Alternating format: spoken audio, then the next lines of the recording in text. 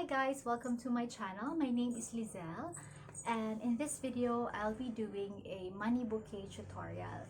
I'm doing this kasi Valentine's Day is just around the corner and I want to give you an idea on what to give your special someone or your loved ones this coming Valentine's. And traditionally, the guys would give the ladies flowers during Valentine's Day. But alam naman natin how expensive bouquets are during this season. Ranging from 1,000 pesos to 5,000 pesos depending on the kind of flower or the type of arrangement that you want. So if you want to be practical or if you just want to be different this Valentine's Day, you might want to consider giving them a money bouquet instead. They can use the money to whatever they want to buy, and at the same time it's something different. So if you want to learn how to create a money bouquet, just keep on watching the video, and I would really appreciate if you can like and subscribe to my channel and maybe share this video as well. So let's start. So for the money bouquet, this is all that we need. Of course, scissors, ribbon, styrofoam, tape, the money that we will be using for the bouquet, barbecue sticks, and these wrapping papers. So I got different colors. So for this bouquet, I think I'll be using the yellow ones.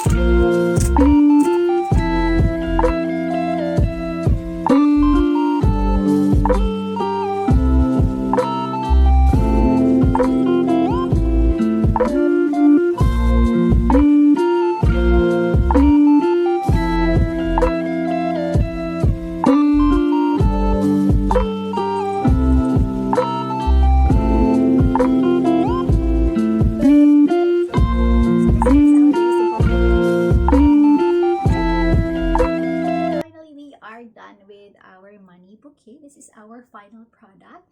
Here I'm using 100 peso bills. And of course, sa inyo naman depende if you want to use 1,000, 500, 50, or even 20 pesos. Depende na sa inyo yon. And I hope na inspire ko kayo on giving money bouquet this Valentine's Day to be unique or to be different naman. And I hope ma-happy yung mga partners nyo.